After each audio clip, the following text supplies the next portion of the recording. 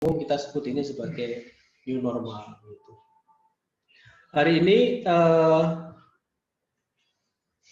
sering saya bisa dilihat ya Mas Adi ya.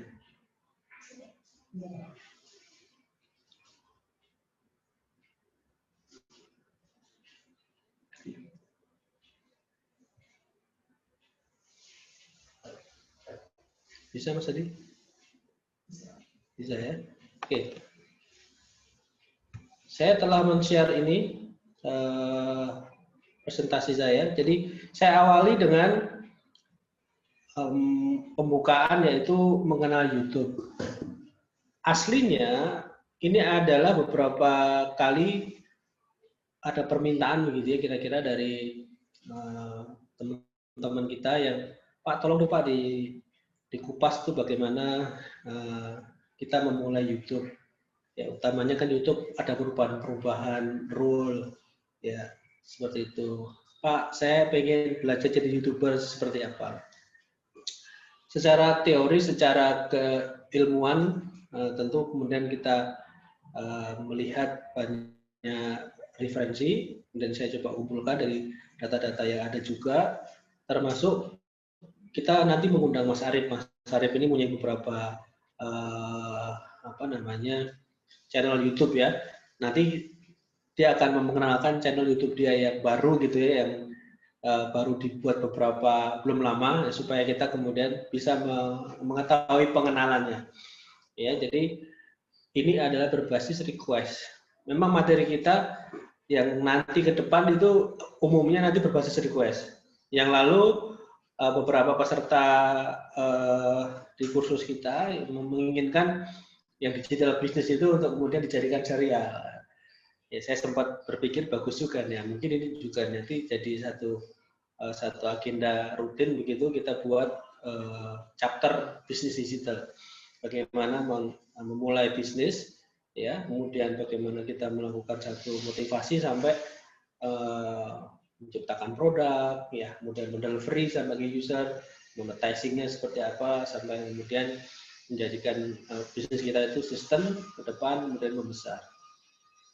Nah, hari ini kita coba mengawali ya dari materi YouTuber ini, ya, kita mengawali dengan mengenal YouTube.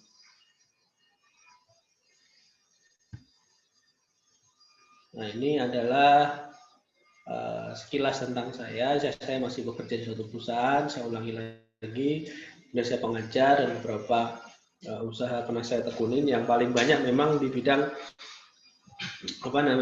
pendidikan gitu ya, sama IT ya. Jadi PT Catur Indo Sukses Raya itu kebanyakan menekuni di bidang IT juga.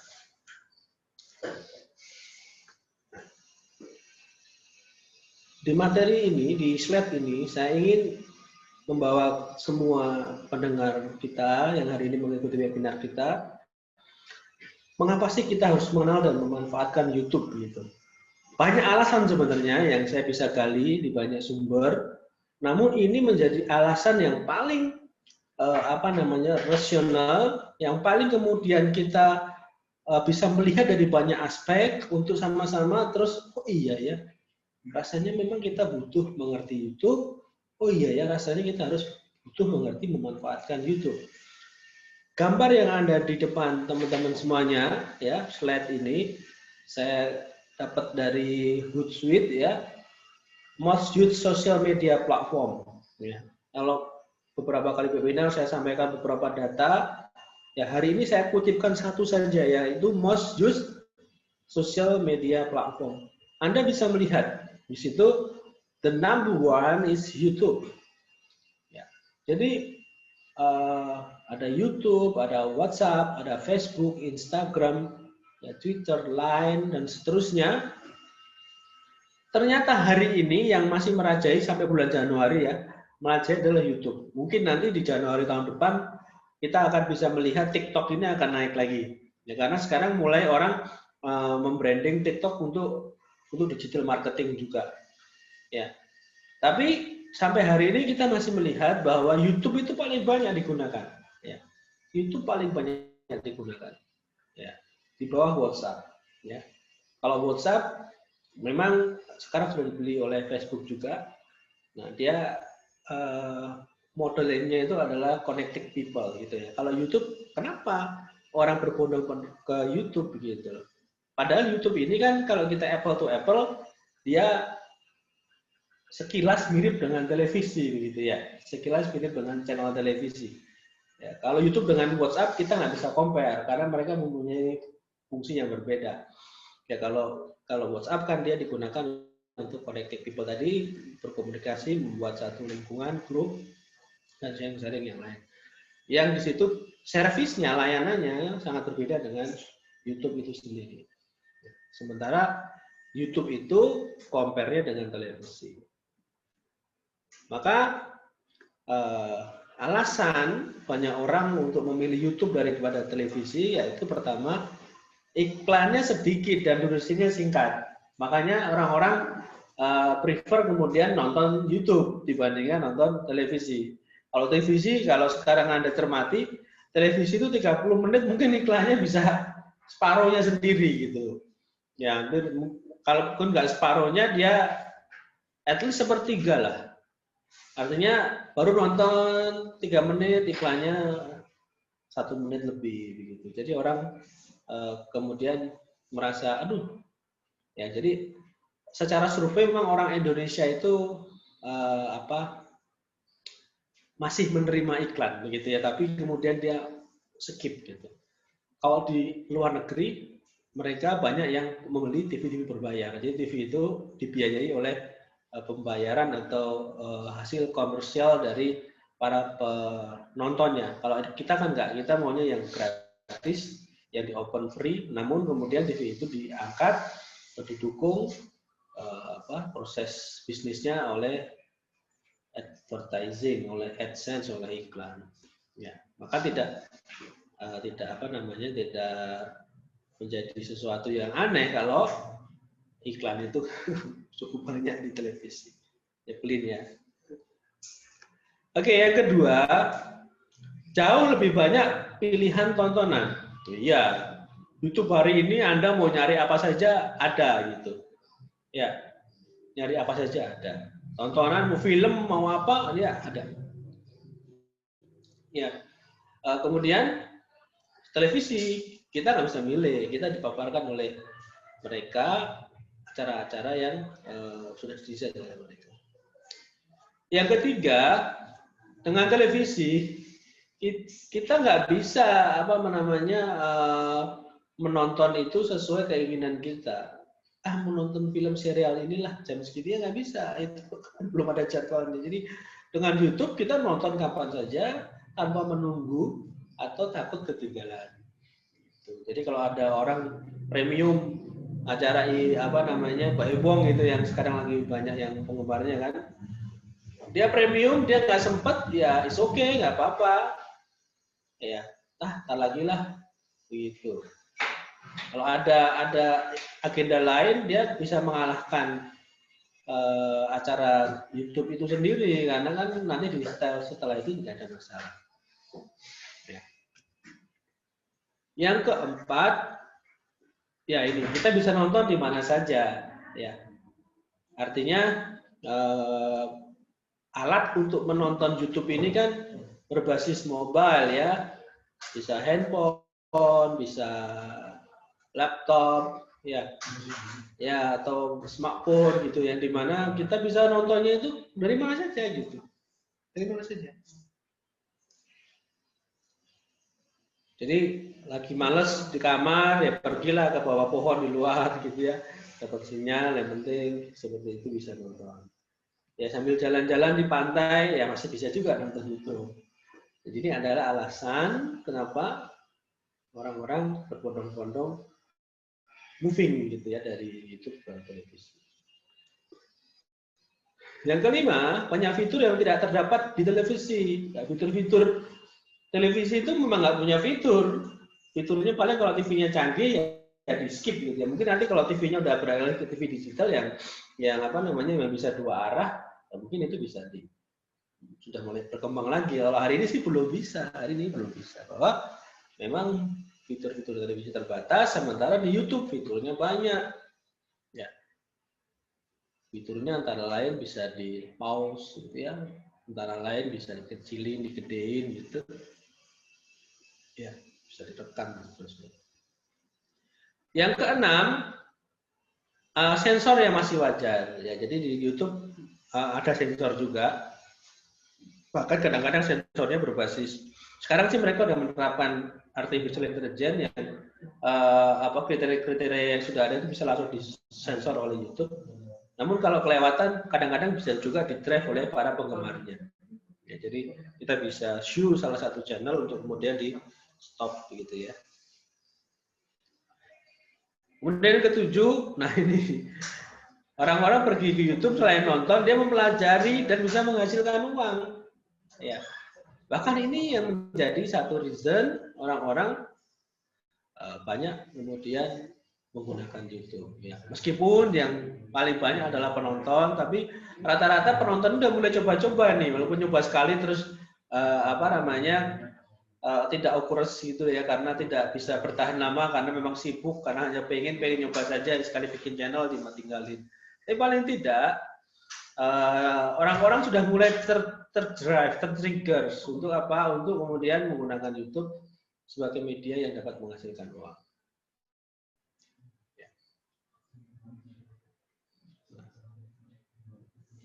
Nah, untuk yang menghasilkan uang ini kita coba kupas sedikit ya. Saya nggak akan panjang karena saya ingin mendengarkan Mas Arif. Mas Arif ini sebenarnya dulu adalah mahasiswa saya gitu, tahun berapa.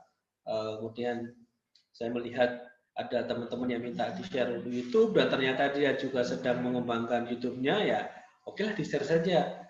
Ya, jadi yang sifatnya fundamental ini kemudian bisa teman-teman contek gitu ya, bisa teman-teman ATM kan, amati, tiru, modifikasi ya, syukur-syukur nanti kemudian bisa membuat dan melebihi dari apa yang sudah dilakukan atau diajarkan nanti oleh Mas Arif. Jadi memang hari ini adalah berbasis request teman-teman juga. Kalau ada yang nanti pengen request atau pengen sharing juga, sebenarnya kita fine-fine aja, oke-oke saja, silahkan gitu ya, karena selain kita menjadi satu tempat untuk belajar, kita juga pengen memberikan kontribusi gitu ya kepada utamanya Tangerang gitu terkait dengan pendidikan. Jadi, kalau ada Pak, saya coba pengen share dong, saya punya hal baru, kan Pak di-share dulu, bicara dengan tim kita begitu, nanti kita kasih waktu untuk teman-teman bisa berbagi dengan yang lain. Ya, jadi menghasilkan uang itu karena YouTube bisa dimonetisasi. Ya, dimonetisasi. Nih, kalau Anda bisa melihat, ya, ini tokoh-tokoh yang mungkin mukanya itu sudah sering ya kita lihat, tokoh-tokoh yang kalau kalian buka YouTube itu selalu ada di halaman pertamanya, ya, ada di halaman pertamanya, ya, para YouTubers itu. Nah, ini satu keluarga ini. Coba bayangin ya, dia nyari duitnya itu cuma menjalani hidup aja ini, Kang Baim sama Paula itu, sama anaknya. Dia menjalani hidup di syuting dapat duit itu kan, artinya doing something yang mungkin rutin for him, for them, tapi actually kemudian monetisasi waktu mereka menjadi uang. Ya, akhirnya menjadi duit kan begitu. Apa nggak asik gitu ya? Ya tentu ini tidak semua orang mempunyai keterampilan ke sana, tapi bisa jadi bidang-bidang tertentu ya, silahkan bisa kemudian dijadikan sesuatu yang ya punya arti. Iya, ini juga nih Kang Deddy Corbuzier ini ya, Om Deddy juga. Kalau dia cerdas ya, dia memang merasa bahwa dirinya itu adalah public figure, kemudian bisa menarik magnet iklan begitu ya, pundi-pundi uang, ya akhirnya dia memiliki banyak event, banyak acara yang diarahkan untuk mengeksplor dirinya sendiri. Dan YouTube adalah salah satu media dia yang ada di channel dia ya, menggunakan konsep podcast gitu ya. Jadi ngobrol sambil kemudian diambil videonya seperti itu. Nah, ini adalah gambaran kita, ya, gambaran orang-orang ini. Jadi ide sebagai ide gitu ya. Ide kira-kira apa sih yang Kemudian nanti kalau saya bikin channel itu bisa rame gitu kayak si Raffi Ahmad. Ya, awalnya kan dia memang jalan-jalan, kemudian apa, kemudian akhirnya melihat si Paula dan Baim menggunakan konsep keluarga, ya, ada faktor apa namanya sosial begitu, akhirnya dia ikut juga. Ya. Kemudian ada yang drama, ini bukan drama sih, ya, Mama si Betty ini juga begitu. Satu orang kami banyak peran, nah itu juga bisa seperti itu. Ya, monggo semuanya nanti bisa diatur menurut Anda. Apa ada masak-masakan juga cukup bisa monetize itu ya, karena hobinya masak ya. Bahkan saya pernah melihat satu akun channel YouTube itu yang videonya cuma palang kereta api gitu, dan itu penontonnya juga puluhan juta. Jadi puluhan kereta api naik turun jadi, nah itu kadang-kadang kita juga nggak habis pikir kenapa itu bisa rame gitu ya. Tapi paling tidak kita akan ngomong teknisnya dulu, kita ngomong rule-nya dulu, kita ngomong fundamentalnya dulu. Kreatifnya kita nanti mungkin diserahkan kepada masing-masing. Namun nanti kita hari ini akan coba untuk fokus di fundamentalnya dulu ya, supaya apa namanya kita lebih bisa mendapatkan sesuatu yang nanti kita bisa langsung praktekkan. Mas Hadi, saya mungkin tidak panjang lebar karena supaya nanti ada apa namanya pemaparan yang lebih panjang dari Mas Arif. Kalau ada pertanyaan saya akan kembali lagi untuk sharing ke teman-teman semuanya. Ya. Nah, caranya mari kita simak dari Mas Arif. Demikian dulu dari saya. Saya kembalikan ke admin sambil nanti Mas Arif bisa apa namanya menyiapkan materinya. Terima kasih. Assalamualaikum warahmatullahi wabarakatuh. Waalaikumsalam warahmatullahi wabarakatuh. Nah, teman-teman, bagaimana tuh materi dari Bapak Agung? Sungguh apa namanya ya? Pengantar yang sangat baik ya. Maksudnya buat teman-teman nih, saya rasa bagi yang benar-benar pengen mulai nih di dunia YouTube, saya yakin sih langsung apa namanya penasaran dan beneran tergugah gitu ya buat wah saya mau nih buat jadi YouTuber, saya mau nih buat seperti ini gitu kan. Nah, seperti yang Bapak Agung tadi paparkan kan, maksudnya dari YouTube itu banyak pemirsanya, kemudian apa namanya iklannya juga bisa dibilang ya sedikit lah gitu daripada televisi-televisi yang ada kan yang sekarang gitu. Nah, jadi ini nanti bagaimana caranya buat kayak teman-teman ini menarik viewersnya, kemudian ya buat fundamental dari si YouTube itu nanti akan disampaikan oleh Mas Arif ya. Jadi tunggu aja. Bagaimana Mas Arif? Siap?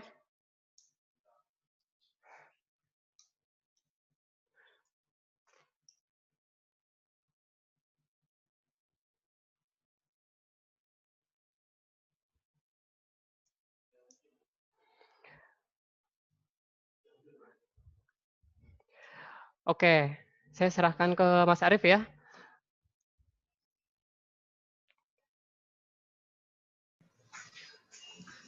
Silakan Mas Arif. Assalamualaikum warahmatullahi wabarakatuh. Halo teman-teman semuanya, apa kabar ya? Mudah-mudahan diberikan kesehatan. Di pagi hari ini seperti biasa ada yang namanya webinar YouTube. Gitu. Pertama-tama saya ucapkan terima kasih banget nih buat teman-teman yang sudah hadir di acara webinar, yang sudah join di acara webinar YouTube kali ini. Kebetulan di sini, oke, kita perkenalkan terlebih dahulu ya, perkenalan. Nama saya Arif di sini. Sebagai pembicara atau pembawa materi terkait webinar YouTube kali ini. Gitu.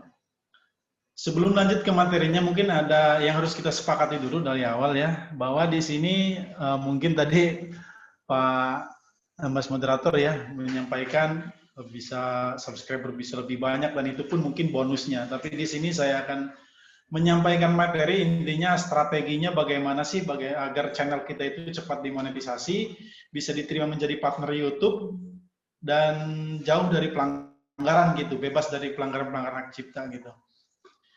Buat teman-teman mungkin yang belum memiliki channel YouTube atau yang punya channel YouTube, sudah tahu mungkin ya persyaratan dari YouTube itu sendiri bagaimana agar bisa iklan masuk di video kita, bisa diterima jadi partner YouTube. Itu syaratnya ada yang diberikan oleh YouTube, yaitu 4.000 jam tayang dan 1.000 subscriber. Itu yang harus teman-teman penuhi. Itu mutlak harus dipenuhi. Itu persyaratan dikeluarkan pada tahun 2014 kalau nggak salah. Itu dikeluarkan 2014. Karena di tahun 2014 kalau nggak salah itu lagi rame-ramenya sampai dikeluarkanlah kebijakan seperti itu. Yang awalnya itu tidak ada yang peraturan seperti itu, tapi YouTube memperketat agar para kreator YouTube itu bisa ada yang namanya proses gitu. Mereka mau berusaha untuk mencapai semua itu. Oke, kita langsung saja ke materinya. Di sini saya mengambil temanya itu strategi membuat channel YouTube untuk pemula. Sudah jelas ya teman-teman di sini. Nah, ini temanya yang akan kita ambil. Kemudian di sini ada tahapan membuat channel. Yang pertama itu ada nice channel, teman-teman. Nah, apa sih yang disebut dengan nice channel ini? Teman-teman harus memiliki topik atau yang namanya tema gitu. Nah, topik atau tema ini bisa teman-teman dapatkan sebagai konten YouTube kalian buat di channel kalian itu sebenarnya bisa kalian perluas dari kemampuan kalian. Entah itu di bidang, misalkan di sini saya contohkan di bidang kuliner, atau di bidang fotografi, atau bahkan di bidang kesehatan. Sebenarnya dalam satu kategori saja itu bisa banyak dibuatkan konten, teman-teman. Misalkan di bidang kuliner saja itu banyak sekali konten yang bisa kalian perluas seperti itu. Nah, misalkan di kuliner ini nih, biasanya kan ada berbagi resep masakan seperti apa, bagaimana cara misalkan membuat sayur sop yang enak, itu juga bisa dijadikan sebuah konten.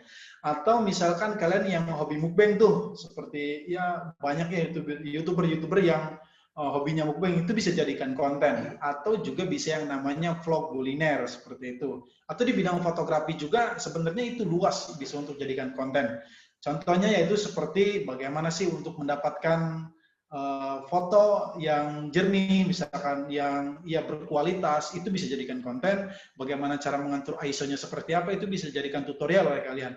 Atau kalian juga bisa yang namanya di digitalnya atau di editingnya, misalkan cara untuk manipulasi foto seperti apa, cara untuk mempercantik foto seperti apa dengan cara pengeditan. Nah, pengeditan itu bisa jadikan konten oleh kalian. Atau juga bahkan di bidang kesehatan gitu. Terus mungkin ada yang bertanya, Mas atau Kak, konten saya kan ini campur, boleh atau enggak? Mungkin beberapa YouTuber lain mengatakan konten itu cukup satu gitu. Tapi di sini, karena di sini saya juga belajar dari pengalaman ya teman-teman ya. Udah banyak channel-channel yang saya buat gitu di sini. Jadi belajar dari semua itu, sebenarnya kita sebagai YouTuber pemula atau kalian yang baru mulai saja sangat diperbolehkan untuk yang namanya konten kalian itu dicampur adukan. Dengan catatan kalian jangan melanggar peraturan atau pedoman yang dikeluarkan oleh YouTube. Nanti akan saya bahas di slide berikutnya. Karena tujuannya apa? Tujuannya ini teman-teman, kita harus mencari yang namanya target penonton gitu. Nah, target penonton ini didapatkan dari konten yang kita buat, yang kita upload di channel kita sendiri. Misalkan tadi ada konten kuliner, fotografi, atau bidang kesehatan. Misalkan gini, teman-teman buat konten awal itu di bidang kuliner, misalkan vlog ya, vlog di bidang kuliner. Kalian uploadlah video kalian 1, 2, 3, bahkan sampai 10 video, akan tetapi video kalian itu retensi atau target penontonnya itu segitu-segitu aja gitu. Kalau kita melihat ya 10 lah yang nonton, cuman 30 lah yang nonton, karena itu juga pernah saya alami ya teman-teman, mulai dari bawah. Bahkan ada yang nggak nonton pun itu ada teman-teman gitu. Nah, mulai dari situ, misalkan kalian ini coba untuk mengeksplor satu konten lagi yang kalian miliki atau kalian kuasai, misalkan di bidang kesehatan atau fotografi. Nah, coba kalian eksplor lah konten di bidang fotografi itu ke channel kalian gitu. Nah, misalkan nih, ketika kalian upload konten fotografi, kalian upload satu video, nah ternyata video itu viral gitu, viewersnya sangat banyak gitu, sampai puluhan ribu, bahkan ratusan ribu. Nah, barulah di situ kalian bisa melihat target penonton. Itu fungsinya kenapa si konten itu harus yang namanya dicampur. Saya memperbolehkan sekali gitu. Yaitu kita harus melihat target penonton. Boleh sih fokus kalau misalkan gini, teman-teman udah punya konten misalkan di kreator atau tutorial, ternyata ketika kalian buat konten dari awal udah banyak tuh rame. Nah, fokuskan kalian di situ sebagai konten kalian seperti itu. Nah, kalau misalkan tadi, kalau misalkan kita campur videonya, kalau misalkan kita gabungkan konten-kontennya fotografi, kuliner, kesehatan. Nah, itu untuk mencari yang namanya target penonton. Apabila sudah dapat target penonton, baru kita fokus di konten tersebut. Selanjutnya di sini adalah channel value dan inti video. Apa sih yang disebut dengan channel value? Penonton mungkin di YouTube kita saja kalau misalkan nonton YouTube ya tentunya harus dapatlah inti dari video itu yang bisa kita ambil apa nilainya itu apa gitu. Jadi buatlah konten yang memang ya kalau bisa sih bermanfaat untuk orang lain gitu. Adapun kalau hiburan ya hiburan yang memang tidak melanggar klaim hak cipta atau pedoman-pedoman yang dikeluarkan oleh YouTube. Kemudian inti video di sini teman-teman usahakan dalam pembuatan video atau pengeditan video itu langsung saja deh ke intinya. Kita aja gini, kalau misalkan kita nonton video orang lain nih, biasanya kan kalau misalkan opening channelnya aja misalkan 1 sampai 2 menit itu pasti membosankan. Kita misalkan 10 detik saja kita langsung skip nih dari opening channel. Kalau bisa sih nggak perlu pakai opening juga tidak apa-apa, karena kita di sini tujuannya untuk mengejar jam tayang dan juga mencari target penonton. Suka enggak nih dengan video kita gitu di channel YouTube kita sendiri. Nah, kita langsung saja ke intinya gitu. Kalau misalkan emang resep masakan, ya intinya kalau dari bahasa ininya ya jangan bertele-tele lah, langsung ke intinya, kita bahas ke intinya, ya pasti orang lain juga akan menganggap oh channel ini ternyata emang bener-bener gitu. Tidak bertele-tele seperti channel lain gitu. Itu fungsi dari channel value dan inti dari video tersebut. Kemudian di sini ada pilih penonton. Nah, kenapa saya masukkan pilih penonton? Sebenarnya ini adalah pertama yang harus kalian tentukan gitu. Kalau teman-teman mungkin di sini yang belum punya channel ada aja mungkin ya, atau yang sudah punya channel juga udah ada. Di sini teman-teman harus perhatikan nih di bagian pilih penonton. Nah, di pilih penonton ini sebenarnya ketika teman-teman sudah dari titik awal nih membuat nama channel, misalkan channel kreator tutorial titik-titik gitu. Nah, itu teman-teman sebenarnya harus bisa menentukan tuh channel kalian itu akan dibawa kemana. Apakah channel kalian itu dikategorikan untuk konten dewasa atau konten anak-anak. Nah, itu bisa teman-teman setting di pengaturan pengelola akun kalian, masuk ke pengaturan setting, di situ kalian tentukan channel kalian itu untuk dibuatkan konten dewasa atau konten anak-anak. Karena kenapa? Ini sangat berpengaruh ketika nanti kalian sudah mencapai 4.000 jam tayang dan 1.000 subscriber tadi. Ketika kalian ajukan nih untuk monetize gitu ke pihak YouTube, dan YouTube juga nggak semena-mena langsung kalian ajukan, oh itu langsung diterima sama YouTube, enggak gitu ya. Jadi YouTube juga akan meninjau terlebih dahulu channel kalian layak atau tidak, ada pelanggaran atau tidak, itu yang akan dinilai oleh YouTube seperti itu. Termasuk pilihan penonton ini. Jadi ada kategorinya harus kalian pilih gitu. Sebelum kalian mengajukan, kalian harus pilih terlebih dahulu. Kalau misalkan kontennya anak-anak main bola, misalkan anak-anak yang bermain apa aja gitu, itu yang kontennya melibatkan anak-anak, kalian harus pilih konten khusus anak-anak. Peraturan ini sebenarnya dikeluarkan dari awal tahun 2020 oleh YouTube yang ditetapkan di Amerika Serikat seperti itu, teman-teman. Jadi untuk menjaga bahwa konten dewasa ini tidak sampai ke anak-anak seperti itu. Kemudian di sini ada yang namanya taklukan. Jadi sebagai kreator teman-teman juga harus tahu nih algoritma yang pertama itu dari YouTube, ada yang namanya algoritma YouTube ya. Dari algoritma YouTube itu sebenarnya teman-teman bisa setting sendiri, teman-teman bisa pelajari di YouTube juga banyak kok. Tutorial-tutorial cara untuk men-setting algoritma YouTube. Cuman di sini saya akan menjelaskan fungsi dari algoritma tersebut. Nah, fungsi dari algoritma tersebut contohnya seperti ini. Nah, ini adalah contoh dari algoritma YouTube. Misalkan, kalau misalkan kalian lihat salah satu video, misalkan saya di sini lihat cuplikan highlight bola ya. Nah, di bagian atas video, di sini ada yang namanya direkomendasikan. Nah, itu yang namanya algoritma YouTube. Itu disebut juga yang namanya kartu ya, kartu di pengelola akun kalian. Nanti caranya bisa kalian lihat di YouTube, bagaimana cara untuk menambahkan teks direkomendasikan di bagian video gitu. Atau di sini juga ada yang di akhir video. Biasanya di akhir video ada slide-slide kecil yang mengarahkan sebenarnya itu adalah video-video kalian juga. Akan tapi fungsinya ketika si penonton melihat channel kalian, maka ya mau nggak mau ternyata di channel kalian ini ada yang lebih menarik gitu.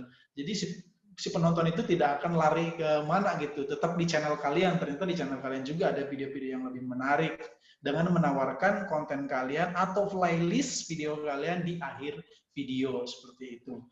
Atau kalian bisa menambahkan algoritma YouTube itu sendiri dengan cara kalian misalkan membuat link di bawah deskripsi video kalian, di situ misalkan video lainnya, misalkan cara editor foto lebih keren, kalian cantumkan di situ link. Itu merupakan algoritma secara manual yang bisa dilakukan oleh human atau pemilik channel itu sendiri. Itu yang teman-teman harus perhatikan, harus pelajari gitu.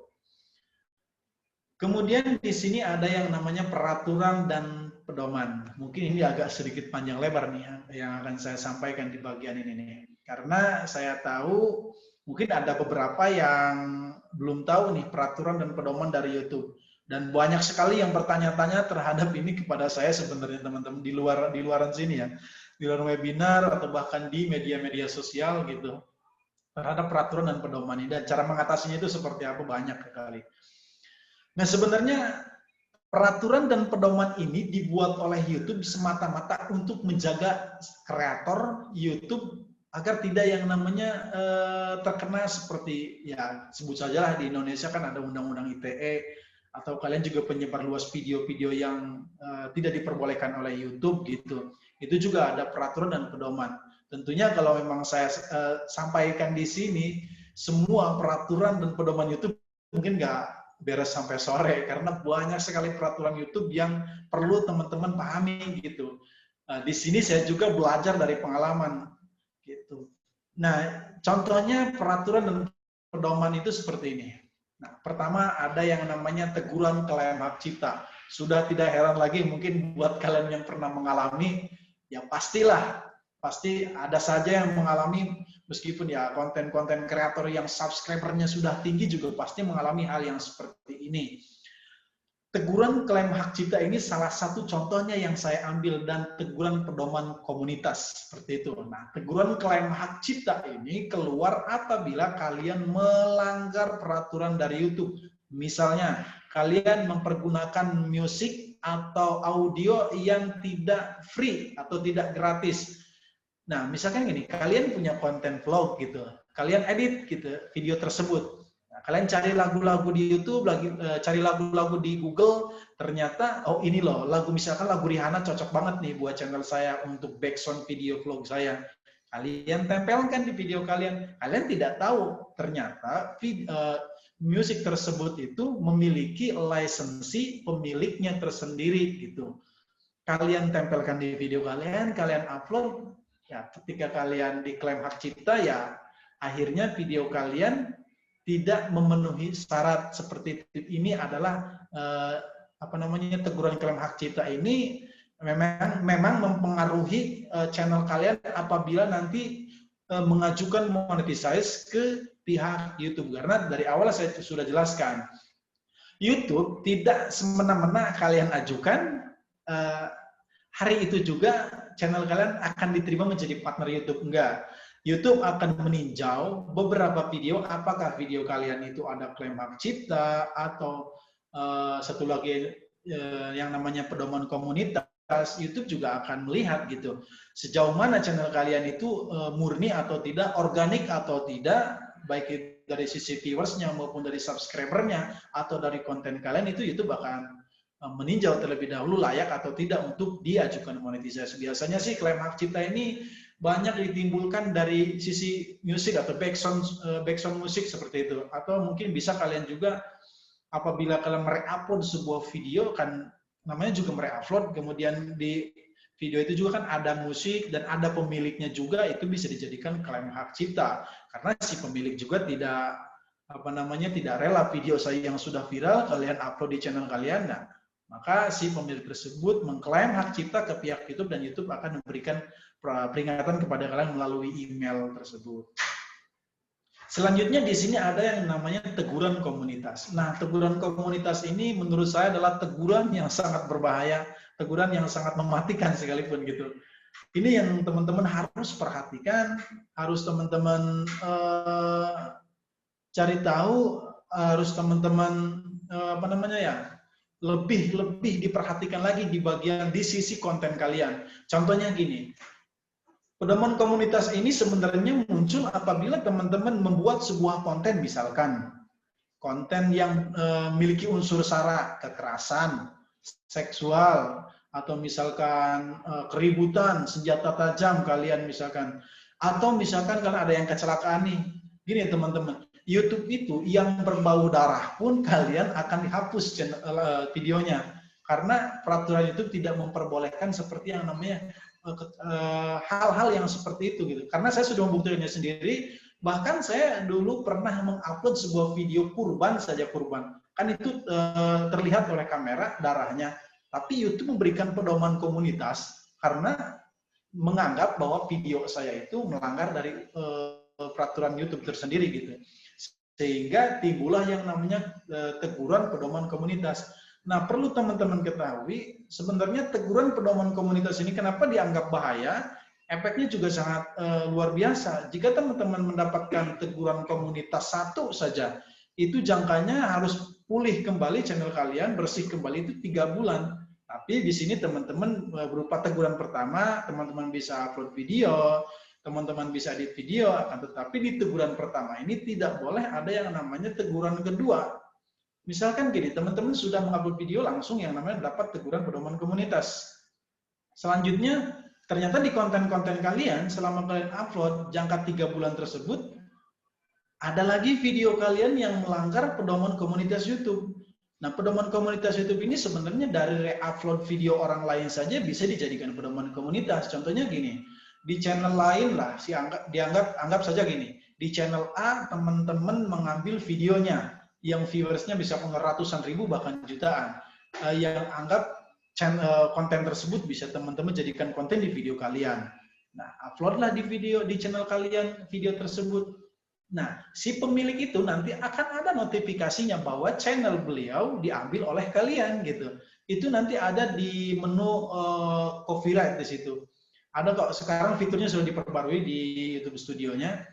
Di situ nanti ada peringatan ke si pemiliknya. Nah, si pemilik tersebut biasanya akan mengklaim ke pihak YouTube apakah si pelaku yang mereupload videonya itu akan diberikan pelanggaran hak cipta saja atau pedoman komunitas. Nanti si pengguna itu bisa memilih gitu. Misalkan tidak suka dia karena video dia direupload oleh kalian. Nah, itu bisa dikeluarkan yang namanya pedoman komunitas untuk menghapus videonya. Apabila kalian kena teguran pedoman komunitas kedua, berarti kalian diperpanjang selama 6 bulan, karena satu teguran saja udah 3 bulan. Teguran kedua ini kalian cukup diam saja, karena kalian tidak bisa upload video, tidak bisa yang namanya edit video, cuma bisa melihat fitur-fitur pengelola akun kalian saja, viewers kalian saja. Itu adalah teguran kedua. Nah, ini adalah teguran yang ketiga. Ternyata di channel kalian ada saja video yang melanggar pedoman komunitas YouTube. Timbullah teguran ketiga dari channel YouTube. Kalian lihat di sini. Apabila terdapat teguran ketiga, maka channel kalian kelar. Udah, kalian harus bikin lagi dari awal, channel kalian tidak bisa diperbaiki, ya intinya YouTube menghapus channel kalian bahwa channel kalian itu tidak layak seperti itu. Dan ini juga sangat-sangat berpengaruh dengan yang namanya sewaktu-waktu kalian sudah mencapai syarat dari YouTube itu sendiri, yaitu 4.000 jam tayang dan 1.000 subscriber, apabila ada teguran seperti ini, ya YouTube akan meninjau dan akan menolak. Saya rasa otomatis akan ditolak seperti itu. Dan kalian harus memperbaiki yang namanya klaim hak cipta maupun pedoman komunitas itu sendiri. Selanjutnya di sini ada retensi penonton. Nah, retensi penonton ini sebenarnya diambil dari awal tadi ya teman-teman. Ketika teman-teman sudah menemukan topik dan tema konten kalian dan juga sudah menemukan target, kalau retensi penonton ini bisa teman-teman lihat di pengelola akun. Kalau bisa sih teman-teman kalau misalkan lihat atau edit video itu bukannya dengan menggunakan komputer atau laptop saja ya. Karena saya rasa kalau misalkan dibuka lewat handphone itu lumayan ribet juga sih. Nah, itu bisa teman-teman di pengaturan statistik, di situ nanti ada retensi penonton. Apabila teman-teman sudah mendapatkan target penontonnya, viewersnya sudah banyak, seperti itu.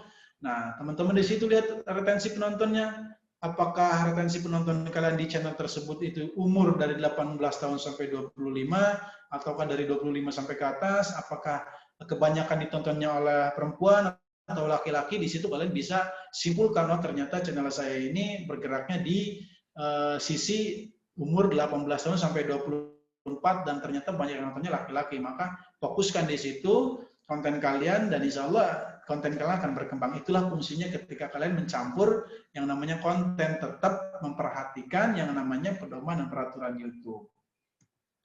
Selanjutnya di sini konsisten upload. Nah, kenapa saya sampaikan di sini konsisten upload? Karena ya untuk mengejar jam tayang itu sebenarnya tidak mudah. Silakan teman-teman tanya ke YouTuber-YouTuber yang lain terkait yang namanya persyaratan YouTube itu bukan masalah di subscribernya. Dari awal saya mungkin menekankan kepada kalian, di sini saya tidak akan mengajarkan, oh bagaimana sih mencapai subscriber sangat tinggi, enggak. Di sini saya menyampaikan strateginya, bagaimana sih agar video kalian berkembang dan viewersnya juga bisa bertambah gitu. Salah satunya yaitu adalah konsisten upload gitu. Kalau misalkan kalian punya video atau konten, sudah menemukan konten, ya minimal untuk konsisten upload itu ya seminggu 3 atau 4 kali, ya minim-minimnya lah seminggu 2 kali juga nggak apa-apa. Tapi kalau misalkan kalian lihat dari retensi penonton kalian, viewers kalian, misalkan satu video cuman yang nonton 30, tapi kalian uploadnya seminggu 2 kali. Nah itu sangat jauh sekali teman-teman, jauh untuk mengejar yang namanya 4.000 jam tayang itu. Jadi kalau bisa minimal saja 3 kali per minggu. Ya maksimalnya setiap hari juga boleh seperti itu.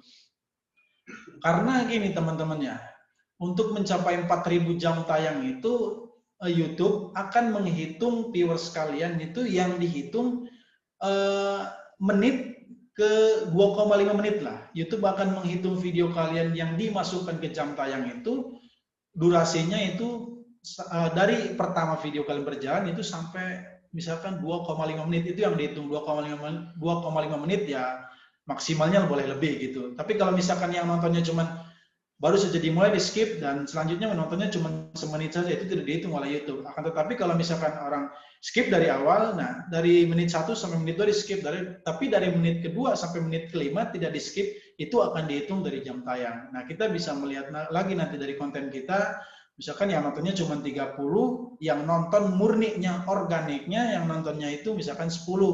Misalkan yang nonton, misalkan gini, video kalian durasinya 5 menit, yang nonton cuma 30 orang. Ternyata yang nonton sampai 3 menit, durasi video kalian itu ada 10 orang. Sisanya paling skip. Nah, itu yang dihitung yang 10 orang tadi gitu. Dan 4.000 jam tayang ini dihitung 12 bulan terakhir gitu. Jadi kalau misalkan teman-teman buat konten hari ini nih tanggal 13 Desember gitu, 2020, berarti teman-teman misalkan di tahun 2021 Desember ternyata teman-teman belum memenuhi syarat 4.000 jam tayang gitu. Jadi video kalian yang bulan Desember 2020 itu jam tayangnya bakal dihitung karena mereka akan menghitung maju dari 12 bulan terakhir gitu. Jadi ngitungnya dari bulan Januari gitu ke Desember bulan depan. Tahun 2021 gitu. Dan terakhir di sini ada yang namanya belajar. Inilah fungsinya di sini kita buat webinar YouTube, ngobrol bareng lah di sini ya terhadap yang namanya pembuatan channel YouTube, membuat yang namanya strategi YouTube. Di sini ya kalian belajar bukan hanya di sini saja. kalian bisa belajar di komunitas-komunitas lain bagaimana agar channel kalian itu berkembang gitu. Jadi menurut saya gini teman-teman, jika teman-teman mungkin punya teman subscribernya sudah tinggi, viewersnya sudah banyak, mereka lah udah dianggap YouTuber yang memang udah kawakan misalkan gitu.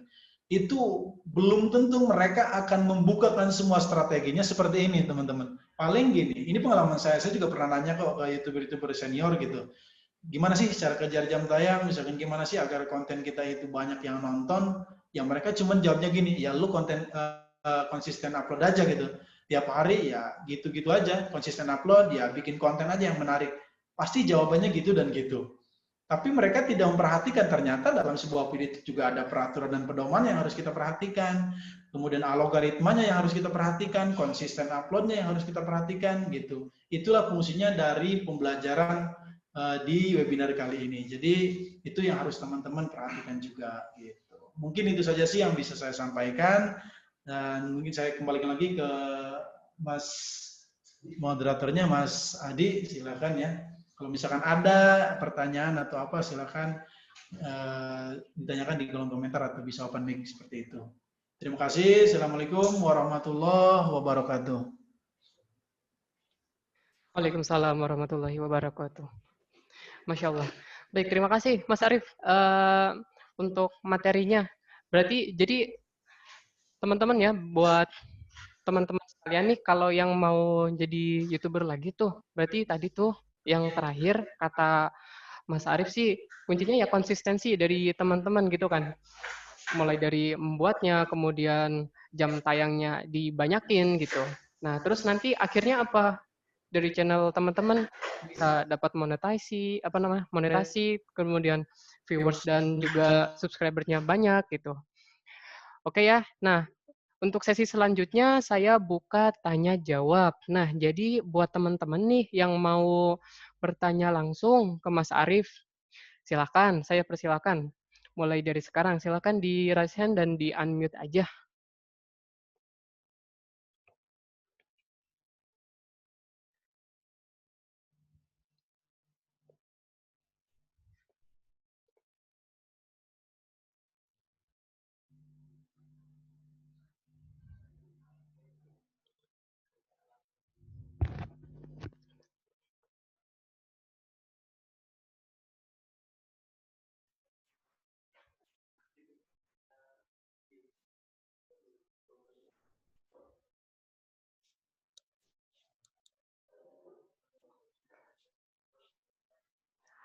Atau kalau yang dari teman-teman mungkin malu ya mau tanya langsung gitu, tapi saya malu gitu kan. Bisa dari teman-teman ini tulis di chat aja ya, kalau misalkan malu. Tapi kalau mau yang menyampaikan langsung, pakai suara teman-teman biar kita bisa dengar langsung juga, silakan di unmute aja, oke?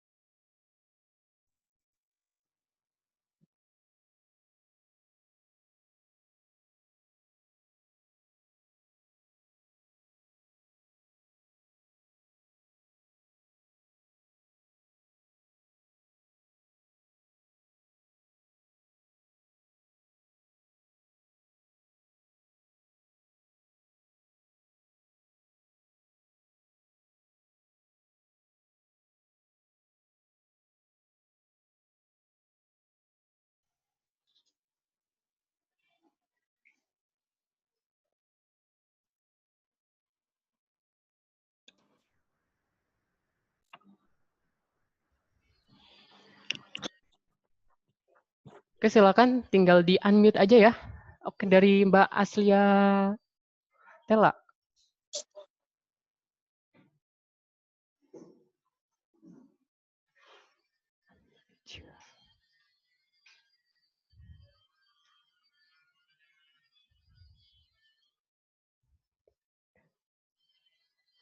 Oh sebentar, di chat ada nih dari Mas Gesit Satrio Putra. Maaf Mas, bisa tolong dijelasin lagi nggak masalah jam tayang dan subscribe kalau sampai 1 tahun tidak memenuhi syarat?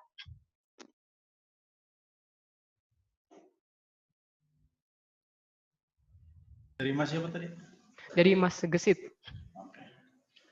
Oke, saya akan coba jawab ya dari Masjid untuk masalah tadi jam tayang ya. Jadi gini, Mas ini ya, Ya, Gesit Mas ya. Gesit. Akan saya jelaskan gini. Jadi kalau misalkan jam tayang ini seperti ini sebenarnya teman-teman. Jam tayang itu kan yang dipersyaratkan oleh YouTube itu kan harus mencapai 4.000 jam tayang dan juga 1.000 subscriber. Nah, 4.000 jam tayang itu kalian harus capai dalam kurun waktu 12 bulan terakhir gitu.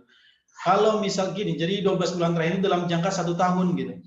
Kalau misalkan kalian buat video di hari ini nih, tanggal 13 2020, kemudian dalam jangka 1 tahun ke depan, ternyata kalian belum bisa mencapai 4.000 jam tayang gitu. Misalkan baru 3.800 gitu, 3.500. Nah, sebenarnya sih jam tayang kalian tidak akan hilang atau mengulangi ke awal lagi. Tidak mungkin, banyak orang lain juga menyampaikan, wah kalau misalkan kalian tidak bisa mencapai dalam kurun 12 bulan terakhir atau dalam 1 tahun itu, channel kalian akan kembali lagi ke nol, jam tayangnya balik lagi ke nol. Tidak seperti itu. Jadi gini teman-teman, sudah saya buktikan sendiri sih. Kalau misalkan kalian membuat channel di tanggal 13 ini, 2020 Desember, kemudian ternyata di Desember bulan depan, teman-teman belum mencapai 4.000 jam tayang tersebut gitu. Nah itu sebenarnya nggak hilang, yang hilang itu jam tayang kalian yang videonya sudah melewati umur misalkan 12 bulan terakhir sendiri, misalkan kalau dihitung-hitung kalau misalnya Desember sekarang ke Desember tahun depan mungkin 12 bulan gitu ya. Tapi karena kalian selama 12 bulan itu tidak mencapai dan yang dipotong jam tayang itu bukan semuanya, tapi video yang sudah melewati gitu, yang sudah lebih dari 1 tahun itu nanti akan dipangkas karena itu tidak dihitung. Yang dihitung itu video yang sudah masuk dalam kurun 1 tahun gitu. Jadi yang bulan Desember ini kalian tidak dihitung videonya gitu. Yang dihitung itu dari bulan Januari ke Desember tahun depan gitu, atau ke Januari 2022 nanti. Jadi yang lainnya nggak bakal hilang semua. Yang hilang itu video yang sudah melewati 1 tahun saja. Itu jam tayangnya yang nggak bakal dihitung. Mungkin itu sih yang bisa saya sampaikan.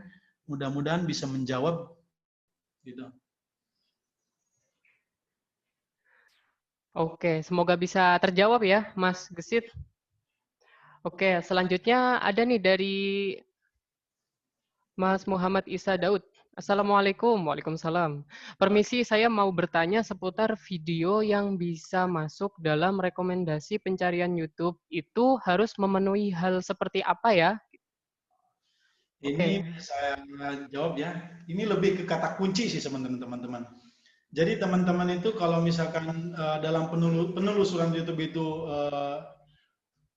banyak orang yang melihat juga, itu harus diperhatikan dari kata kuncinya, karena kata kunci itu sendiri bisa yang namanya bisa jadi viral seperti itu. Nah, untuk mencari kata kunci di YouTube itu kalian teman-teman cari di, misalkan di pencarian Google aja, misalkan tutorial cara editing video. Nah, di situ coba ambil kata kunci yang paling atas gitu, karena kata kunci yang paling atas itu berarti adalah kata kunci yang sering dikunjungi oleh orang banyak gitu. Atau di kolom video juga teman-teman bisa yang namanya mencari di channel itu, kalian cari misalkan cara untuk mengedit video. Cari yang paling kategori paling atas, coba kalian gabungkan.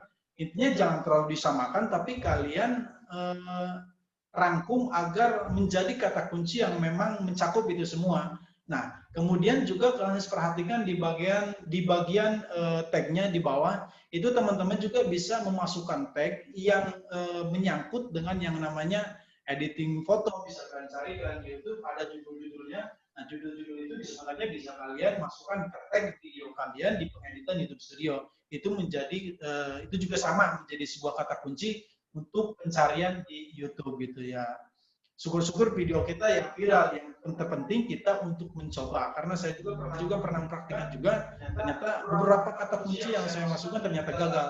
Ya, ternyata kita juga harus merangkum kata kunci yang biasa sudah viral di YouTube, kita rangkum tuh kata kuncinya satu persatu kata-katanya. Misalkan dari video pertama ke video kedua, oh ternyata ada sangkut pautnya tuh. Coba kita satukan dari judul video pertama ke video kedua itu, apa sih yang bisa kita jadikan kata kunci gitu. Dan judul video itu bisa kalian jadikan hashtag untuk yang namanya di pengeditan video kalian nanti di YouTube Studio seperti itu. Itu sih bisa dijadikan sebuah kata kunci gitu. Dan insya Allah sih video kalian juga akan, viewersnya juga akan, pengunjungnya juga akan banyak gitu. Itu tergantung kata kunci yang bisa kalian ambil gitu. Itu sih yang mungkin bisa saya jawab. Berarti kalau kata kunci itu harus apa namanya ya, lebih banyak dikenal sama orang-orang gitu ya. Kalau misalkan terkait videonya itu mau apa, misalkan tentang masakan ya tentang masakan gitu ya Mas ya. Iya, betul sekali, betul. Jadi kalian gini, kita juga sih algoritma YouTube itu kan bisa kita buat sendiri. Nah, sebenarnya judul itu juga sama merupakan algoritma YouTube. Jadi kalau misalkan tutorialnya masakan, ya kalian seputar itu saja yang kalian bahas. Dan di deskripsi video pun coba kalian ulas terus terhadap video yang kalian upload gitu, konten yang kalian buat. Misalkan tutorial cara memasak sayur sop, berarti deskripsi kalian itu pusatkan ke yang namanya judul kalian. Dan dalam pencarian kata kunci itu ya jangan yang aneh-aneh gitu. Coba yang kalian, misalkan cara memasak sayur sop dengan enak. Misalkan kalian buat judul videonya, beginilah cara langkah-langkahku, itu kan sangat menyulitkan juga gitu. Dan itu juga YouTube juga tidak akan merekomendasikan video kalian di paling atas seperti itu. Itu sih, jangan dibuat ribet intinya gitu. Oke. Oke, selanjutnya dari Mas Dimas Rakasiwi. Kak, mau nanya nih, misal kalau video kita tentang reaction film atau review film, tapi kena dolar kuning. Itu supaya tidak kena dolar kuning harus dicantumkan sumber aslinya di deskripsi atau gimana ya? Oke, saya akan jawab dari Mas Dimas Rakasiwi. Oke, ini juga pernah saya alami nih kayak gini nih. Jadi sebenarnya dolar kuning itu pertama yang harus kita lakukan, apakah video kalian itu ada sangkut pautnya dengan pemilik video lain, misalkan video aslinya. Kemudian di sini kan konten kamu, misalkan konten Mas Dimas reaction film gitu. Nah, film itu sendiri apakah ada pemiliknya atau tidak gitu. Apakah si pemilik itu ada di videonya itu ada license-nya atau tidak. Kalau misalkan di videonya itu mereka daftarkan sebagai license ke YouTube, ya otomatis dolar kalian akan kuning. Nah, cara untuk memperbaikinya sih ada beberapa cara. Mungkin pertama, sebenarnya penyebab dolar kuning itu bukan dari sisi videonya saja.